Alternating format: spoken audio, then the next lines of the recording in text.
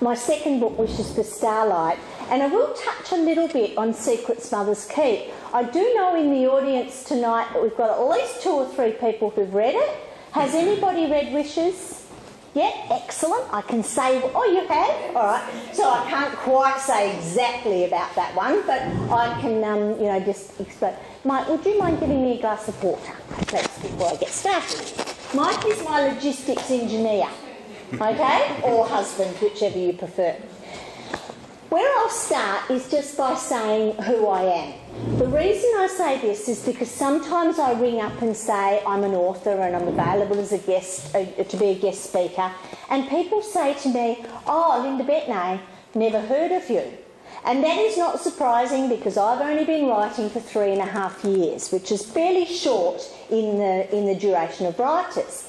Prior to me writing, I was in the education department, which is why I said that I didn't really know if I needed to have extra help with my voice, because I'm used to running assemblies and telling kids off who were down the back. But in that time of being a teacher, Mike and I ticked the box that said we'd do a couple of years of country service. 34 years later, after being in the country all that time, we decided we'd come back to where I grew up, my hometown of Roleystone. I'd applied to the education department to get a transfer, and they forgot to write back to me, which is a little bit sad. But what happened is it left me at 50 without having a job, because I'd spent my whole life dedicated to education, and all of a sudden I didn't have any work to do.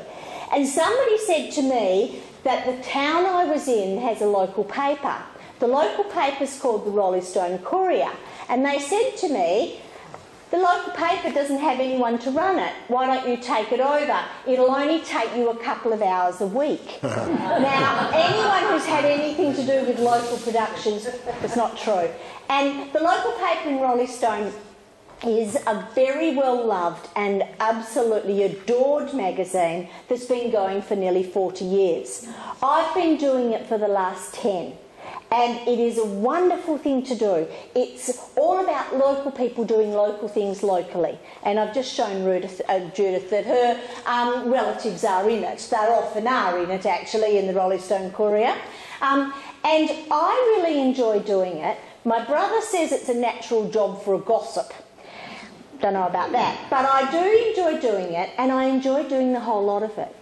Now, I found that I quite like doing the photography.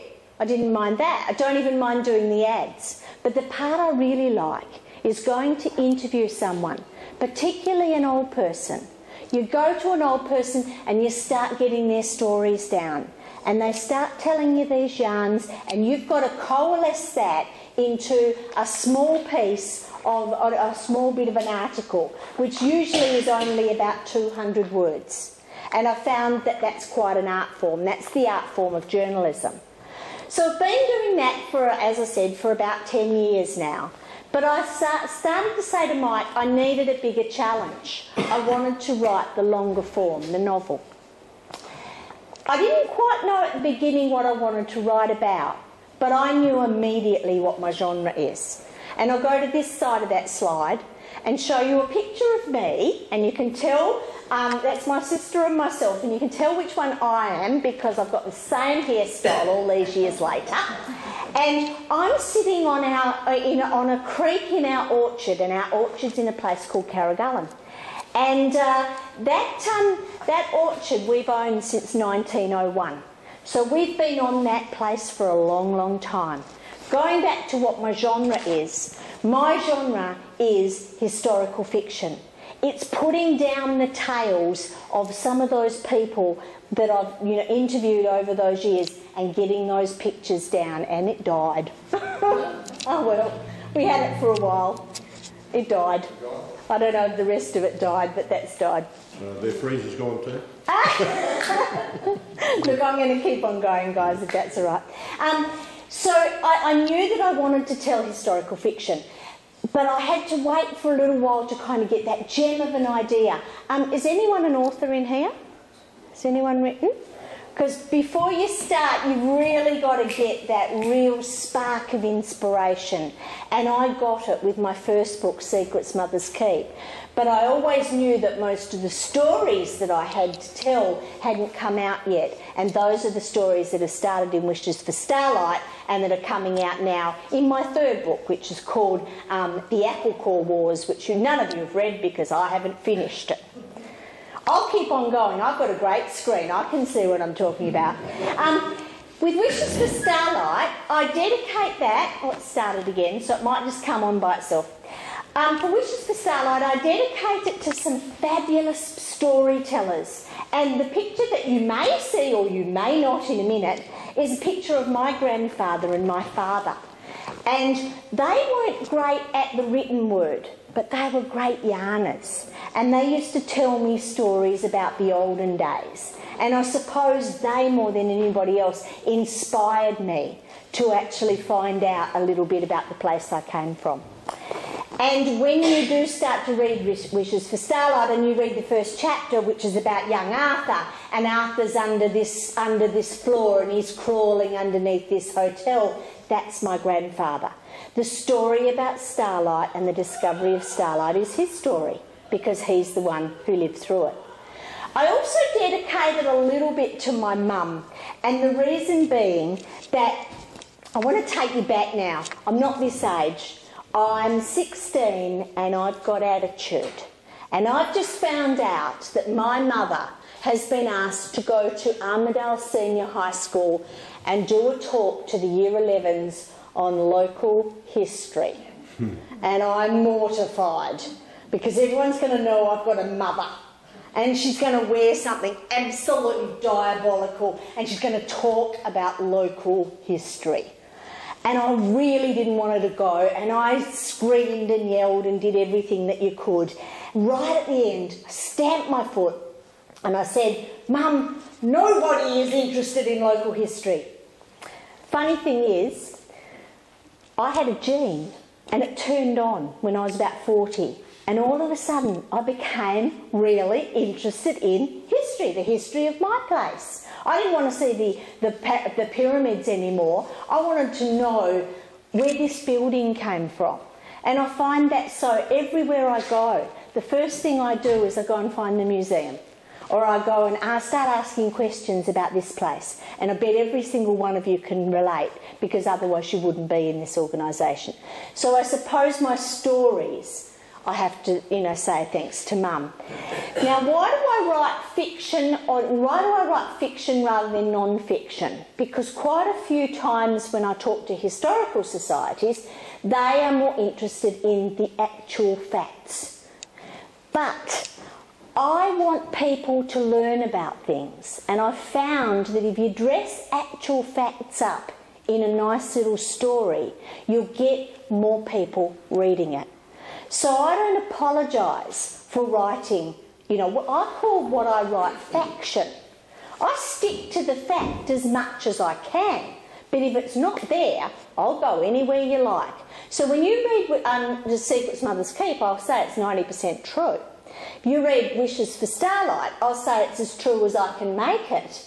But the tricky one about Wishes for Starlight is it's based on oral history, and oral history is very hard to back up. Just don't know why we'll try and see if it comes up again. The story behind Wishes for Starlight is based on a true Aboriginal boy. It'll come in a minute, yep.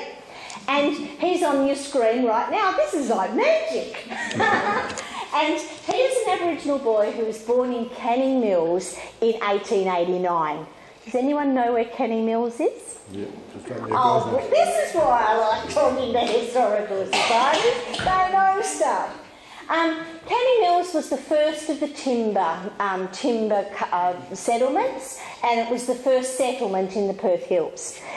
Starlight was a half-caste Aboriginal boy who was born deaf-mute and mixed blood, and for various reasons he was abandoned. And he was found in 1901 by 3 little white children who were playing where they shouldn't be playing. They found him in a chook pen. and they found him fighting dogs for scraps. And he was in a terrible state. He was cut and really emaciated, and they didn't want to leave him there, so they took him home. They decided they'd keep him, okay, which is awfully appropriate. Anyway, they brought this Aboriginal boy home, and the town didn't know what to do with him. So they decided that the town would look after him. And they did. They found him work, and he stayed there. Now, why that's important is that Starlight, to my... I mean, I haven't done all the exhaustive tests, but to my knowledge, Starlight is the only Aboriginal Noongar who was able to maintain permanent connection to the Perth area throughout the next 30 or 40 years. Every other Aboriginal from that group was shifted away in some way. Starlight didn't stay all the time, but his movements were voluntary. Why? Because he had powerful white friends. Let's go back and do a little bit of history, and once again, some of you guys probably know more about this history than me. I'll just give you a rough idea of where we are, and excuse me that it's a little bit out of focus. But there's Kalamunda, there's Roleystone, Araluen, Carragullen, that's Canning Mills on the way to Kalamunda, Armidale, Gosnells. So that's your rough area. And that's where most of the story occurs. But there are breaks into other areas as well. And Canning Mills was the first of those timber settlements. As many of you might know, in the early 1900s, Canning Mills, the company, changed into Millers. And about 30 or 40 years ago, Millers, of course, was taken over by Bunnings. So it's still around. And what used to happen is that the timber settlement would set up. They'd mill the large timber. Once that timber had gone, they'd move the settlement to the next place. So Canning Mills moved to Jarradale and moved to set up Yarloop and all of those other timber settlements around the southwest. And to get their timber to market, they used to build railway lines. And in fact, most of the timber settlements or the timber companies actually paid for most of the railways across the southwest. Just a couple of people here. This is my great-grandfather. His name was Joseph Bettenay. In my book, I call him Joseph Bellamy. I changed his name to protect the innocent, okay? And his boss is Lionel White. And Lionel White was the boss at Canning Mills. He was also he had the challenge of how do we get one of those railways that we're building, how do we get that up the Darling Scarp? And you guys all know what he did. He's the engineer that invented the zigzag railway. And for those who haven't been there, Calamunda's at the top, Welshpool's at the bottom, and they used to zigzag up and down the hill. And my granny assures me that when you were on the zigzag, it used to go pretty slowly, so you used to get off on a zig, go pick wildflowers and catch it again on the zag. Now, my contention is that lots of history was written by English white males, and that tends to be the history we got. So if you were English, Protestant, white and male, I'm sure that West Australia was a lucky country and land full of opportunities, and this is going to drive me crazy. If you happen to be anything else, I think that life wasn't so easy. If you were female or an immigrant, or a migrant, or if you were disabled or Italian, I think life was very, very tricky. It's going to do it all night. Do you want? I'll turn it back on in a minute. So when I go back to those three white children who found Starlight, the first one was my grandfather. And my grandfather Arthur, English white Protestant male, inherited his land from his dad, worked hard, prospered, but perhaps had life a little bit easier than the other two. Second child, Mary Gibbs, daughter of the publican of the Forest Inn in Canning Mills, and her father was a pig. He was ghastly. He beat her up and he beat up his wife and children in a time in a society where that wasn't frowned upon, believe it or not. Mary's come out of this ghastly life and she's got very strong out of it. In fact, she's so strong, she actually sets up a really powerful business in our area, and she did it without a bloke. Right, but Mary is out of this also. She's got this vulnerability, and she protects Starlight more than anybody else does. And the third of the people was Marco Serini, and Marco's an Italian immigrant, and he comes to school in Canning Mills very young, and he gets really badly bullied, and then he grows into a man mountain. And the bullying stops. But he remembers what it was like being an immigrant. And he also is very, very protective of Starlight as he grows older. And, so I suppose the story is not really Starlight's story. It's the story of these three people growing up, and the thing they had in common was what they did to protect Starlight over those next couple of years. The serious part of my book in this particular case is what happened to Aboriginal people between 1905 and 1930. Now, I was selling my books not far from here, actually, at a market, and a lady had bought both books at my stall, and she came back a month later, and she walks up to my stall and she goes like this: "This isn't going to be good." Right? You're always worried when someone's read your books and they go like this. And she looks at me and she says, "You're a school teacher, aren't you?" And I went, "Yes." And she said, "You learn stuff when you read your books." And I thought, that is the whole reason. I'm probably going to leave that off if that's okay. It might drive you crazy. That is the whole reason I'm writing. Because I've taught for years and I've taught history and stuff. And when you try and teach it to kids and you start talking about the Aboriginal Act of 1905, they glaze over. But what I've tried to do in this is actually get my message through by dressing it up in sugar coating, making a good story around it so that people realise that we did treat our Aboriginal people pretty badly.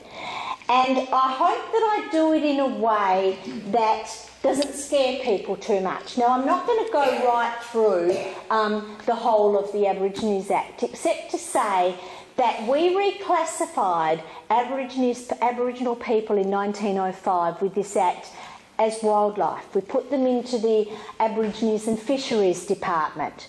We declared that they were no longer allowed to do things like own land. And we put a protector in charge of them, a protector of Aborigines, who, Mr A.O. Neville, who spoke in their defence. He also developed a whole lot of schemes to look after their welfare, that's Aboriginal welfare. But lots of the stuff that we did to them in hindsight was extraordinarily cruel. Excuse me.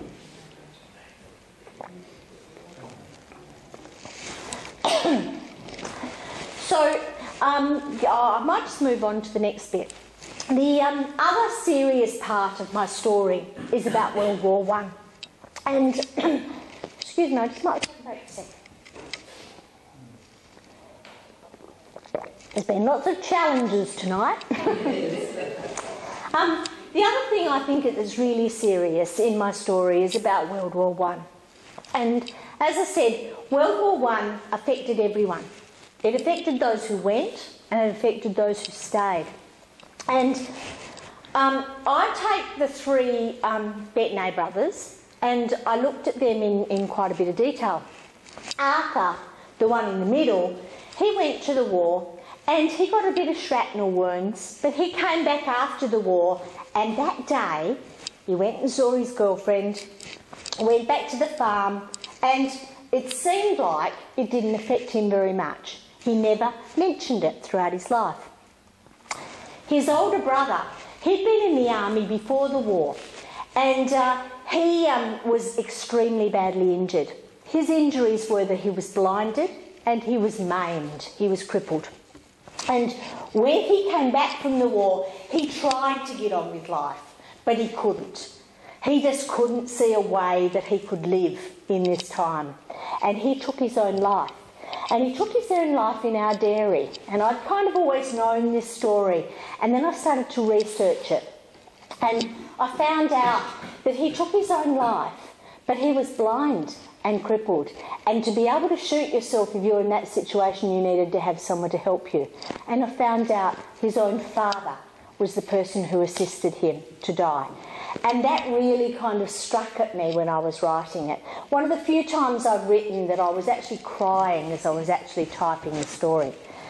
And then I looked at the contrast of his younger brother. And has anybody gone to the National Anzac thing down in Albany? Yeah, and it's brilliant. And what happens when you get there is that you get one of 22 people to follow round. Well, one of them is Wilfred Bettenay. And the last glass case you come to has Wilfred Bettenay's discharge paper pulled out. And it's got Wilfred Bettenay and it's got amputee written underneath. Because Wilfred lost his leg, but they chopped it off right up there. So he spent his whole life with a fake leg. And I'm sure it wasn't like the prosthetics of today.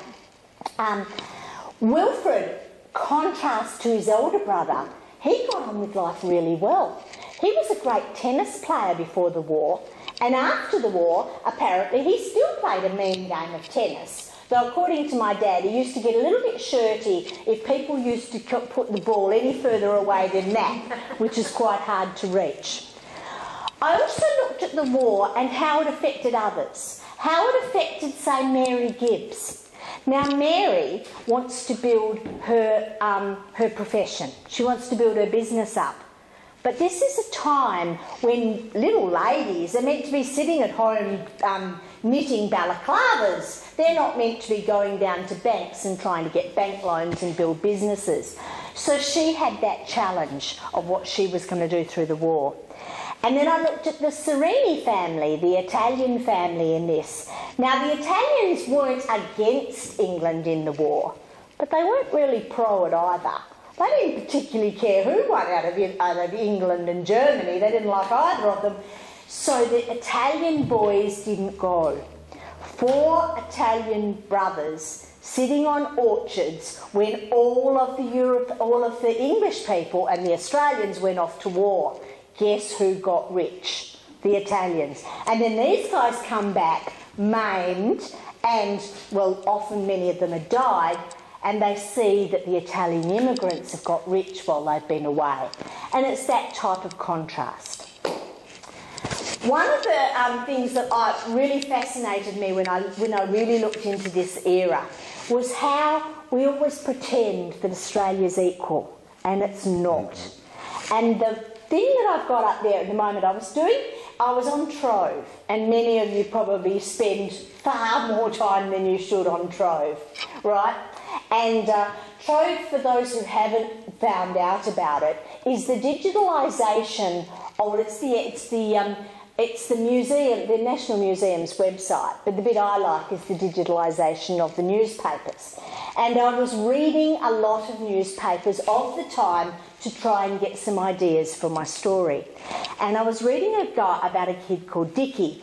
And Dickie was a very naughty lad who was housed at the Salvation Boys' Home in Gosnells. And this particular boys' home, he was a reform boy. And he kept getting out and causing mayhem and terror amongst the good people of Gosnells. And this particular time, he escaped after causing the drowning of a boy who was housed in the backwoods section. And that's a quote from the paper. And I thought, gosh, Dickie gets out and he killed someone. So I thought, I'll go and find out who this kid was that he killed. I found out that the child didn't have a name. He was so unimportant in this society because he was, mentally retarded, that they hadn't given him a name or a burial or anything. I put Dickie into my book. I put the boys from the backwoods section in my book, and I made sure that Dickie came to a very nasty end, okay, which is what you can do when you're writing fiction. But I just wanted to really reinforce that, because I think underlying, I really wanted to get through that we were never all equal in our society. And those people who were, say disabled or Aboriginal or one of those other things, they had to work a lot harder than the others. Did you come across some of the diseases up there in Canning Mills? I was going to miss that bit out, but I'm going to actually talk about it, because on this particular... Well, it came down into Perth too. Oh, look, it's like a segue. It's like I placed this gentleman in the audience. Look, I put a lot of my own life into this book, but I also put a lot of the history that I found out. And one of the bits of history that I found out about was some of the diseases that came from the hills and caused all kinds of problems down here. What happened in the 1890s, about the 1890s, the government claimed that they had solved the problem of the waterborne diseases. Because prior to that time, every year in about October, a lot of dysentery and typhoid would break out across the Perth metro area, because they were all getting their water from their wells. Then the rains had come in April, and the dysentery and typhoid would fade away. Remember when rains used to come in April? That was a bit of a surprise too. So they all screamed and yelled, and the government decided to solve this by building the Victoria Reservoir. And the Victoria Reservoir was a clean, pure water supply for the Perth metro area. 10 years, no typhoid. And then all of a sudden, there was a typhoid epidemic. And when they sent up their investigators, they found out that there was a water supply that was coming from the back of Canning Mills. And it was coming into the back of Victoria Reservoir. And the good people of Canning Mills were throwing their effluent and their sewage into the water. And of course, this was coming down the hill and everybody was dying. If you read Trove at the time and you read the letters to the editor, it's funny 100 years later, because the flatlanders wanted to nuke the hills dwellers, all right? And they wanted to get rid of them. They could not understand why the government just didn't clear Canning Mills out. The government couldn't, okay? Number one, Canning Mills was paying their bills, all right? This was a big industry in the early 1890s. And the other thing was, Canning Mills and the other timber companies had promised to put all these railways all around the southwest, so they couldn't do anything.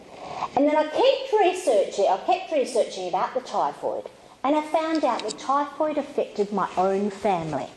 Because my great-grandmother, Ada Bettenay, was one of those naughty, dirty people throwing her effluent into the stream at Canning Mills, but her own children got sick. They got typhoid fever. And she nursed them back to health. Once they were better, she went and approached my poor henpecked great-grandfather and put her foot down and said, I want you to take me to somewhere where I've got fresh water. I don't want my kids getting sick. Find me a valley where I've got a freshwater permanent stream running through it. So every holiday he went and searched over hill and dale until he found this perfect valley. And he found the perfect stream. He moved her there in 1901. We've been there ever since. And that same stream is called Stinton Creek. And it's exactly the same water that flows from our place to our next door neighbour's place. And our next door neighbour is Araluen, and that's what waters the tulips. So next time when you go to the Tulip Festival, it's all because of typhoid. But thanks for that. Yeah, so is that about the same type of thing? When I was doing some water supply and the Golden Pipeline project. Yeah. Look, I found, and I think it comes out in Wishes for Starlight, that some of the government policies that happened from that time, have anyone noticed that when you go camping, that when you go onto any water supply land, you're not allowed to stay overnight, you're not allowed to camp, you're not allowed to this, you're not allowed to that. It all comes from this one event that happened when they had to actually make sure that everyone down here had pure water. And it had big implications in my town, Carragullen, because a lot of that land had been settled and farmed. And they just made these people walk off their land, and they only gave them a pittance for the land. So this actually, you know, a lot of the old folks in my district had long memories about that and were pretty bitter. The last bit I'll tell you about Wishes for Starlight, I've got a picture here that would be really nice if it just comes on, just so I can just show you this one. At this stage in my book, I've got to the stage when Starlight's all grown up. And he's actually not up in the Perth Hills anymore. He's down in Rockingham. And he comes across a sand dune in Rockingham, and in front of him, he comes across a crime scene. Starlight's black, and he's deaf mute. Guess who's going to get pinned with the crime? Starlight does. And where are his white protectors? Nowhere to be found. Why? Well, Mary is off at the Ocean Beach Hotel in Cottesloe because she's just got married and she's on her honeymoon. And so she's enjoying her honeymoon when Arthur and Marco burst through the door. They've interrupted her honeymoon because they've just found Starlight. Starlight has been convicted of this crime and he's going to be sent to Rottnest Island. Now, in this early stage, 1912, Rottnest Island isn't purely an Aboriginal prison anymore, but it's still a pretty bleak place to go to. And they're really worried, because if he's out there, how are they going to protect him? And also, Arthur and Marco have found Starlight, and he's been whipped for what he's done. And he can't speak, because the only way he communicates is with his friends by signing. And they really panic and they don't know what to do, so they deliver it to Mary because she solves everything. And Mary walks to the window at the OBH and she looks out and she looks at the sun setting behind Rottnest. And I have writer's block because I just think to myself, what happens if in November from the window at the OBH the sun actually doesn't set behind Rottnest? One of you is going to write me a little note and you're going to say, look, I quite liked your book, but you got that bit wrong. And my niece went to the OBH and she sat there for 4 hours to get this photo with, look at that, it's Rottnest, sun's behind it, got that one right. And that is a really dumb story, but only a West Australian author would care. And only West Australian readers would understand what I'm talking about, because only we worry about our sense of place. I suppose I use this slide as my advertisement, because lots of times I really panic that West Australians are not getting their West Australian stories down.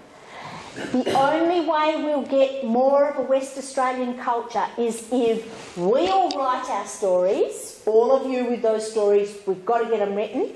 And the other thing is we've all got to read our stories. And that is really important. If you go into a bookshop and you look for West Australian books, you will find the big five, you know, the ones that we all know about, the big famous West Australian storytellers. You won't find hardly any after that. Why? Because they're not getting published. And we have got to read them, because it's really important. I sent Wishes for Starlight away to my American reviewer to see how it would go in an American audience. And the people wrote back, said they liked it. It'll be really good, but I had to change stuff. The first thing was that Americans wouldn't understand about a chook pen. We'd have to change that to an animal enclosure, etc., etc. When I finished with this, I said to Mike, I'm not going to do that, because I'm not going to take a good Aussie story and convert it into something just so that it fits that there, over there. The last bit is that my book, Wishes for Starlight, ends at Araluen. Why? Because I love the place. This is a place I spent a lot of time at as a child, and it was also a natural end for the end for my book. So I do hope you all read Wishes for Starlight. It's a jolly good read. Now, we normally have you got that kettle thing going yet? That's boiled. We Okay. just talked about it then, whether or not to have a little break, but gentleman said maybe go to the end. Okay, because I haven't got too long, but yeah, it's kind of got a little bit of intermission-y bit because I'm just swapping If I from take that one back story to outside another. again, I'm very contributing. Yeah, So I don't want to... that's what I've been in and out. Secret's Mother's Key, my first book, and anybody who's read it is permitted to say what they think. Do you want to say anything? I just thought it was wonderful because I'd heard the story, I knew about it, I knew the house in Wood and Mike was there, so it was wonderful to read that story and know people who knew Mike's mum and Yeah. grandma. Yep, Mum. yep, absolutely. And I think the thing about Secret's Mother's Keep is it's the story that, as a writer, you only get one of these. This is, like just such a choice story to fall into your lap. And it is the story of Mike's family. It's the story of Mike's grandpa, more specifically. Mike's grandfather's on the front there, Harold Eaton Smith. He died, we thought he'd been killed in the First World War. And that's the story that had come down through the generations, but not so. Harold had come home from the war, got married and had 3 children. And then he went sandalwood cutting throughout the wheat belt. He needed to get enough money to go farming. He had enough money, but some very wise person said, the person who makes money isn't the farmer, it's the shopkeeper. So he set up the first store in Woburn. For those who haven't been to Woburn, go to Dalwallinu and go up a bit. And don't slow down. Anyway, he ran this store for 9 years. Then he got enough money and he decided that he wanted to go farming. So he took his land up in a place called Myamoon, and before his wife and children came, he wanted to get things ready. So he built a house for them out there with the farm labourer. That was ready. The family came to the house. 1 month later, Harold Smith was dead. He was murdered. Mrs. Smith was brutally assaulted and raped, and the 3 girls, which includes Mike's mother, brutally assaulted and left to die. And that's the harsh part of the book. Just before you all think, oh, I'm never going to read that, it's a story about some horrible stuff. But can I assure you that these people were made of stern stuff? And bad things happened to them, and they shook themselves off and got on with life. And that's why it's a story that, yes, there's some really bad stuff in there, but it's well worth reading about people who got over and got on with their life. And, so it's an extraordinary story. Now, lots of times people say to me, how on earth did you discover it? Because this story was, there was just no knowledge of it in my family.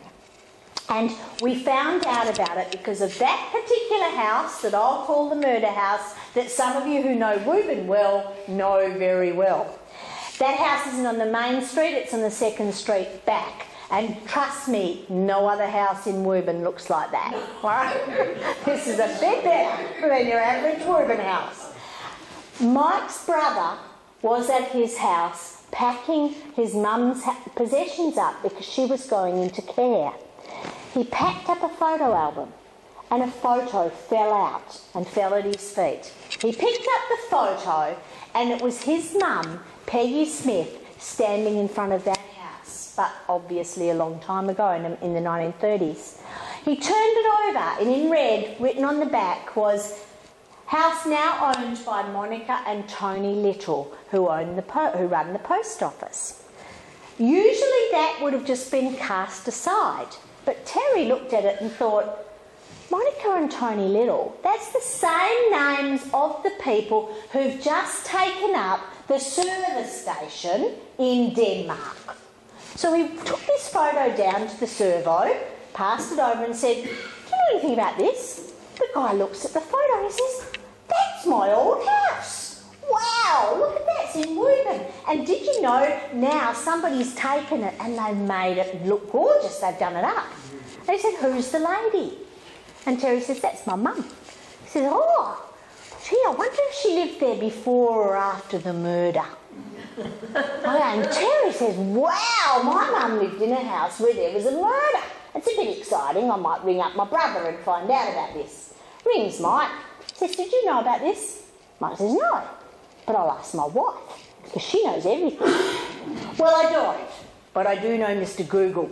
Okay, so I went in and I Googled Woburn murder.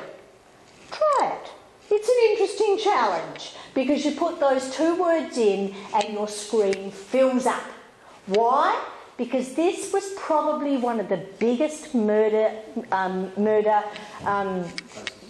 cases that's ever existed in Western Australia. This dwarfs the Claremont serial killing for the amount of times it was in the paper. It was huge. This is what we saw. Now, when Mike came in and had a look at this, he had to get used to the whole unbelievable story that was happening. Now, you're all laughing because you've seen the mirror. Okay. And apparently, I wasn't old enough to remember the mirror, but I'm told it was a scurrilous rag, and most girls weren't allowed to read it at all. Their dads used to buy it, and yeah. This particular edition, the 30th... church money went to the mirror. Oh my God! What's going on? Even more scholars. This particular edition is the 30th of June 1928, and it's 8 days after the murder. Every single thing in this edition was about this case. Here's the picture of the house that Harold built for his wife and 3 children. It was an inside-out house, built of a brand new material called asbestos. Okay, this is a picture of the murderer, and I'll tell you a little bit about Clifford in a minute. Harold in the middle. This is Mike's grandmother, his 2 aunties, and there's his mum. His mother, her birthday's the 12th of July, so she wasn't even a year old. She was 11 months and 1 week old when it happened. Let me just tell you a couple of little teeny stories about these 2, and Judith's not allowed to say anything. She knows them. The oldest one's Elsie, and Elsie was 9 when this happened. And Elsie had walked in when the murderer was attacking her mother. She's 9, so she's smart enough to avoid the blows. Her physical blows wouldn't have been too bad. But she's seen all this horrible stuff. Plus, in the morning, or earlier than the morning before dawn happens, Mrs. Smith realises that if she doesn't go and get help, her children are going to die. All right, so she heads off to try and walk into Woburn. She walks 23 kilometres in her nightdress, having been raped, in the middle of winter, all right, and with no light. And she avoids the road because she's too afraid to be on the road, you know. And if anyone wants to that little challenge, I tried to walk about a metre. You can't walk through that bush, so it was terrible. But she left Elsie with a gun, facing at the door. If that door moved, you're to blast what happens, because she was so scared of the guy coming back. So that's all in Elsie's mind. A month later, Elsie is the only person that's able to be a witness to the crime. And she has to be a witness in a full adult court with a judge, a jury, the murderer sitting there watching her, and a full public gallery. All right, none of this quiet private room stuff for a 9-year-old. And this keeps happening to Elsie through this time. You can imagine how traumatised she was. Now, the amazing thing to me is that Elsie got over it unbelievably. I knew Elsie as an adult, an amazing woman, by far my favourite of Mike's rallies. And she lived till 94 and she was a dynamite. But to my understanding, she never mentioned this to anyone. I don't know, what went privately between maybe her and her husband, but certainly didn't mention this to the children or to anyone else in the family. The youngest one is Peggy, Mike's mum. And Mike's mother, as I said, is pretty badly hurt. She comes in, mum's being attacked. She's a toddler. She waddles up, the guy picks her up and he throws her against the wall. And she becomes unconscious. Her injury's in her head. And over the next 24 to 48 hours, that grows and grows and grows. It's a hematoma. Somebody had found her, took her to Dalwallinu Hospital, and the local GP did an operation on her, released the pressure, and she survived, and survived very well. Once again, Mike's mum, perfectly healthy, recovered completely out of this, lived a very happy and a wonderful life, and certainly never mentioned this, and we swear that she didn't know about it. We are quite convinced that nobody ever told her or talked to her about it either. Just before I go off, Peggy, I told this story in Wagen, and this guy comes up to Mike at the end of this and says, I really want to meet you. He said, my name's Anderson, my dad was Dr. Anderson, and he operated on your mum and saved her life. I know. So when you tell true stories, these amazing connections come in. And the other thing is, when you go to Woburn or you go to Dalwallinu and you start talking about the story, they all know. They all know about it unbelievably. They knew about it even when the Smith girls were there. But apparently, according to them, we talked about it, but we knew you don't talk to the Smith girls about it. So it's that cone of silence around it. The middle girl is Vonnie, and Vonnie was the worst injured in this. I don't know if you knew Von, but Von was hit over the head with a mallee root, and her life was diminished out of all this. So I suppose she was 2 years in intensive care. So, if you think that everybody got over it, well, Vonnie certainly didn't. And she didn't live as long as the others and certainly didn't have anything like this fulfilled life that the others had. I said that this was hugely covered in the papers. I showed you page 1 of the Mirror. This is page 2, 3, 4, 5 and 6 of the same edition, and it's extraordinarily histrionically reported. The disgusting comments, wife's terrible ordeal, night of horror. It reads like, it just reads terribly. Now, reading that as a person who wants to read the paper, one thing, this poor little wife is reading that and seeing this every day. She never wanted to be in the paper. She never wanted this type of publicity. And then obviously she's had it. And she had it day after day after day. Why? It's a bit like the Rainey case. It dies down, something happens, it gets back into the paper all over again. There's 2 bits of serendipity that I'll just tell you about before I finish off about secrets Mother's Keep. This was a secret in our family, and we had to go through the challenge of whether or not it should keep being a secret.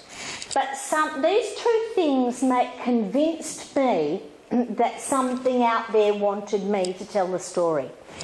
And one of it's got to do with the store. When Mrs. Smith was left as a widow, she wasn't left too badly off, because her husband had left her half ownership in the store. She still owned it with her brother, Jack Parrott.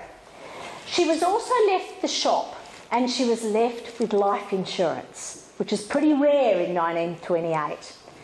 Now, after the murder happened, Mrs. Smith went down to Perth to look after her children, 2 of whom were in the hospital. And she went to look after them, and her brother, Jack Parrott, came with her to look after her. 2 of their friends stayed in the store to look after it. And the store burnt down. And these 2 friends were both burnt to death. So Mrs. Smith, 1 month after this has happened, is going to have to go through another court case. But also, that's where her money was. So she's lost half her money. Luckily, she had the farm and life insurance. Only when a guy's going to go farming and he's only 34, he doesn't need life insurance, he needs a new tractor. So he cashed in his life insurance and forgot to tell his wifey, and she was left with farm machinery. Lucky she had the farm. Only in 1928, if you hadn't cleared a certain amount of land, then the government took the farm off you, and they took it off her. And so she's left with no money at all, destitute. Lucky she lives in the country, because if you live in the country, everyone gathers round you and looks after you. And they did. They built her a house in the centre of Reuben. They built her a really large house because they thought not only is she going to have to move here and live, but she's going to need a career.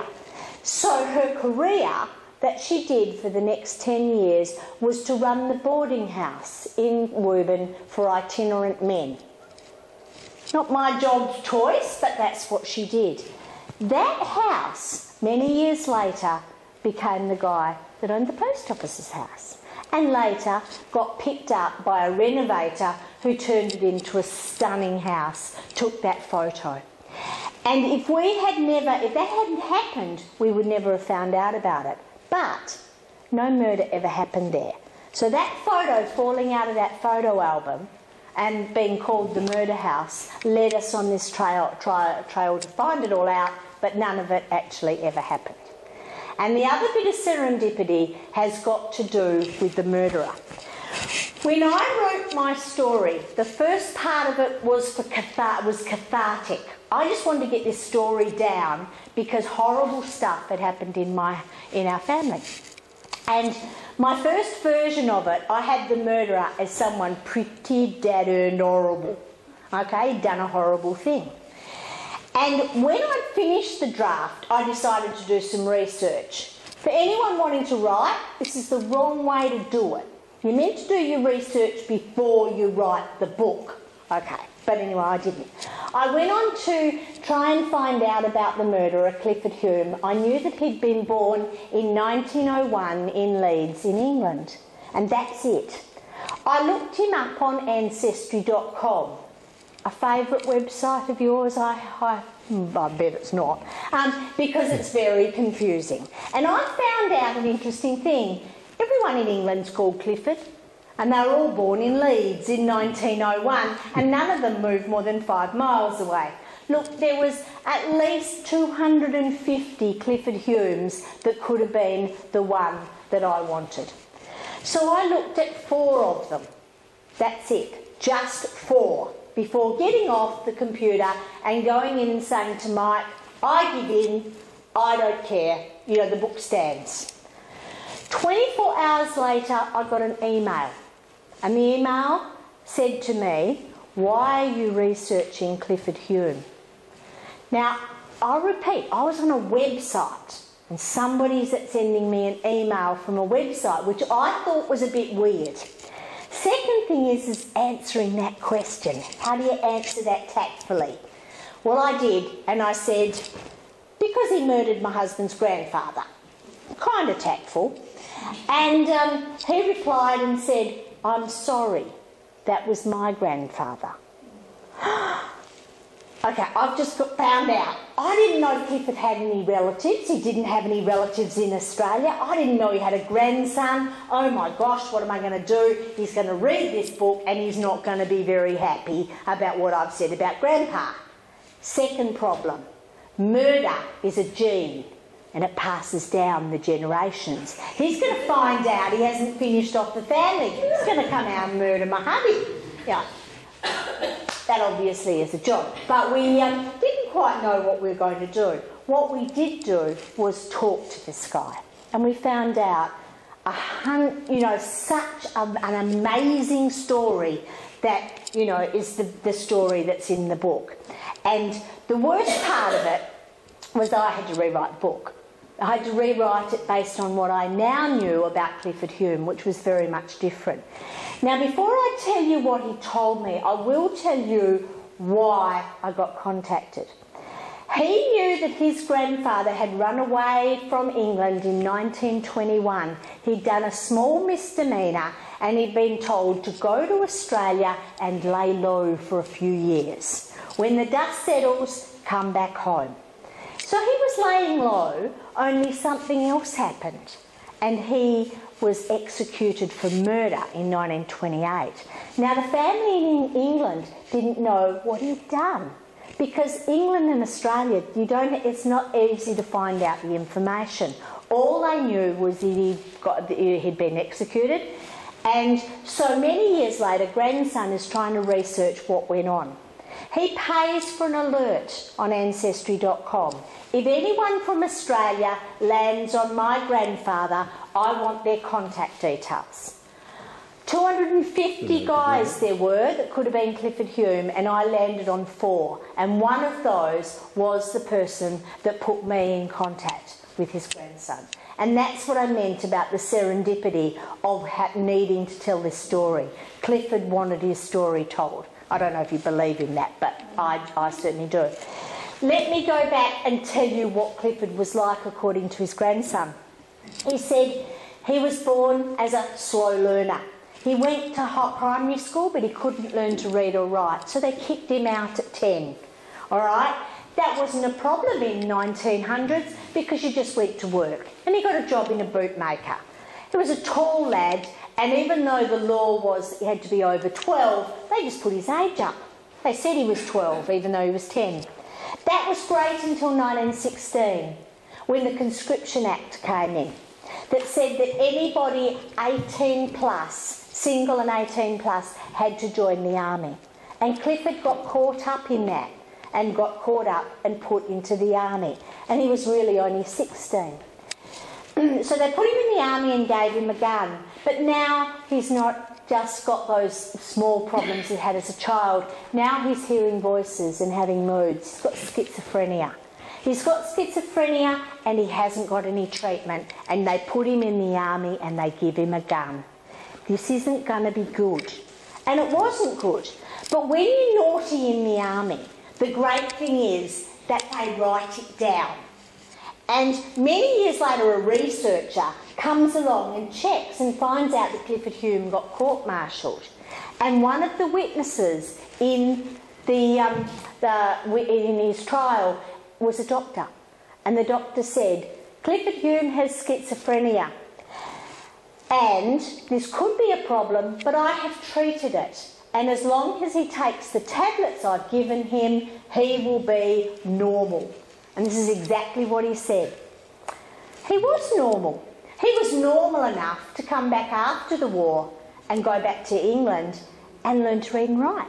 He was normal enough to go to night school and marry the teacher. Normal enough to get her pregnant. Normal enough to do something a bit naughty and have to run away to Australia. And here's where the story got really weird. He was taking these tablets regularly, and while he took the tablets, it kept the schizophrenia at bay. And he was getting these tablets at the last part of his life from a little shop in Woburn in Western Australia. And these tablets, unfortunately, on the 1st of January 1928, the Australian government decided they had to be banned. And they had to be banned because they were heroin. And everybody that was prescribing these tablets or handing them out had 6 months to stop it.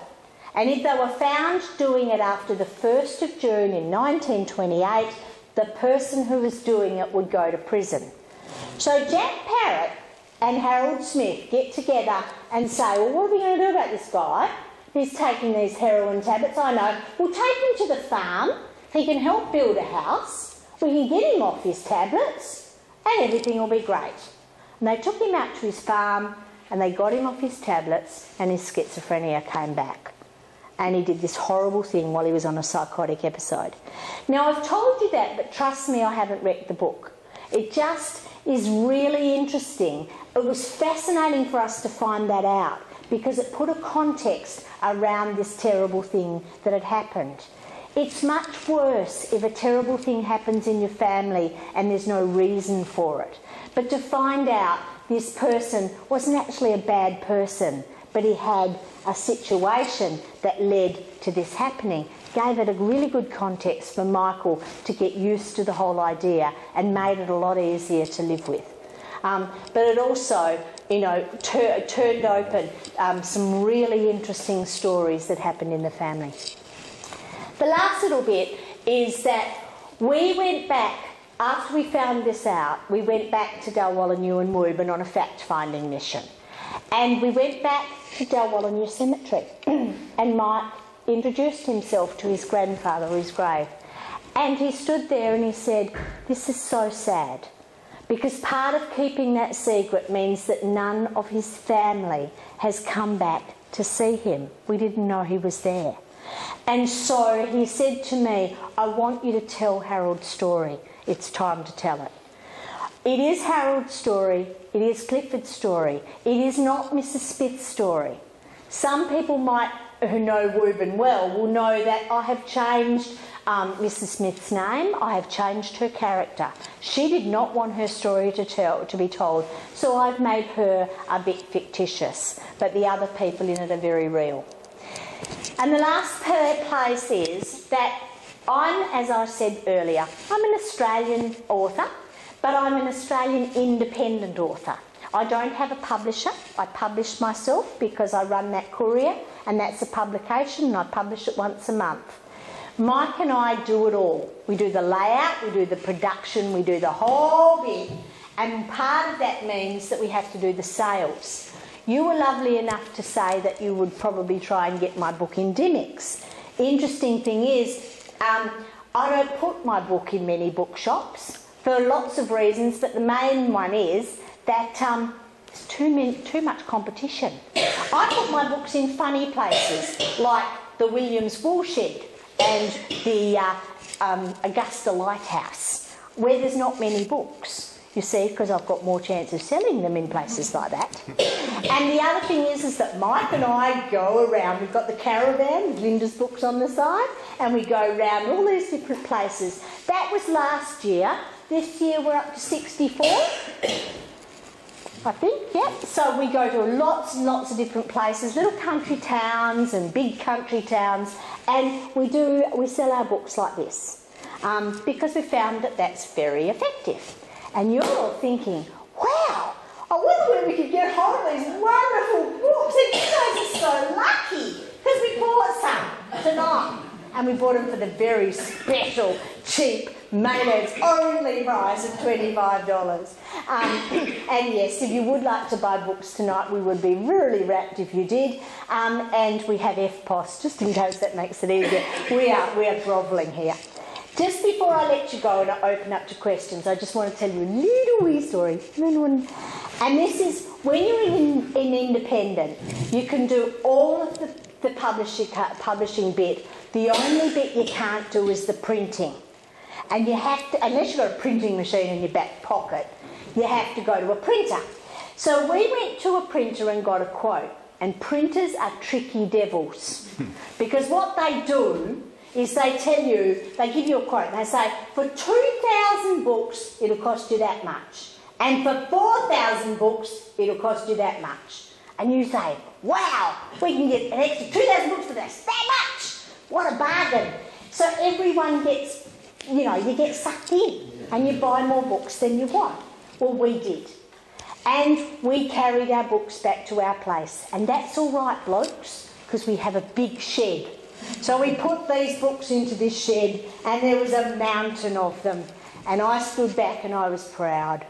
And I looked at my husband, and he had tears in his eyes. And I said, darling, what's wrong? And he said, my boat's behind those books. And I want to go fishing. So I told him he has to help me sell them. That's why he's so nice and delightful and racing around and trying to get me power. He just wants to go fishing. So thank you, everyone. The last bit, that's Stinton Creek, and that's the water running through from our property into Araluen. Isn't it? So I'm glad you got that, just for that last slide. So thank you, everyone. That's my little story.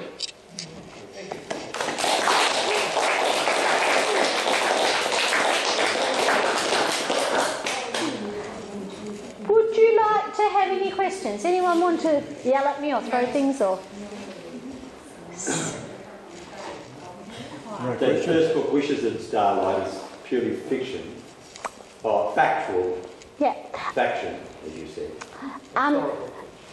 Look, the difference is I can prove the second book because it was so well documented. Yeah, the first book, I'm pretty sure I tried to not put things in unless I could get it justified by more than one person, but I can't prove it by written word. So Yeah. the first book is factions, the second book is true. Except you changed a couple of Mrs. Smith's name. I've changed Mrs. Smith, but I also, yeah.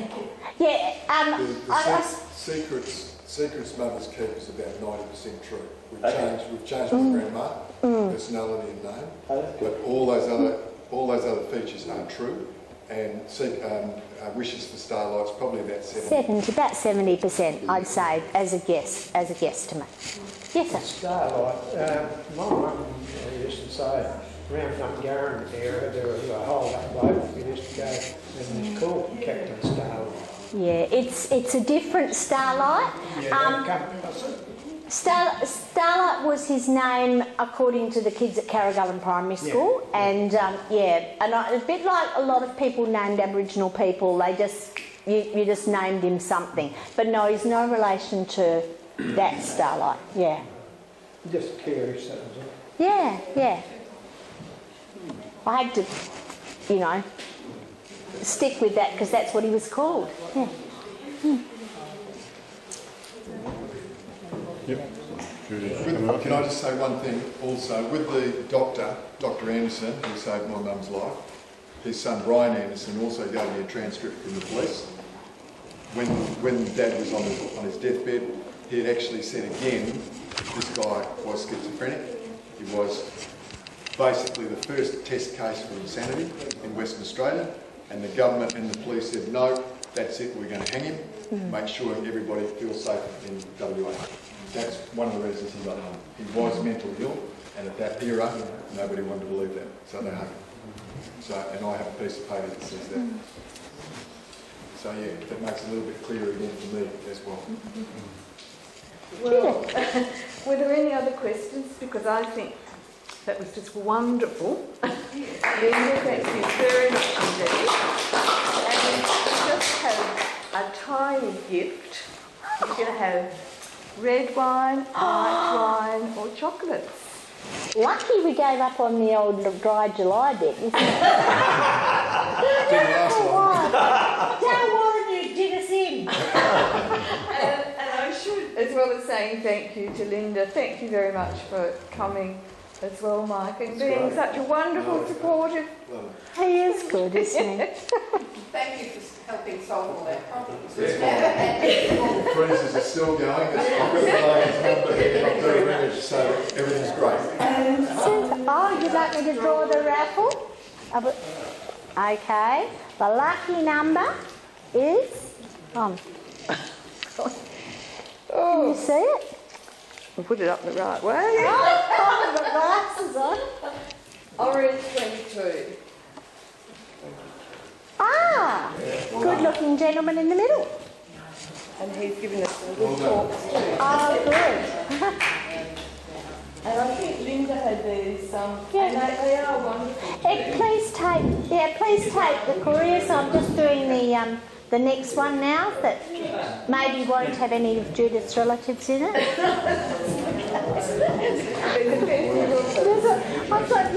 I think this one's got Monty's. It's actually got Monty's birthday. Do you know Monty? Well, he's Monty's 21st. There you are.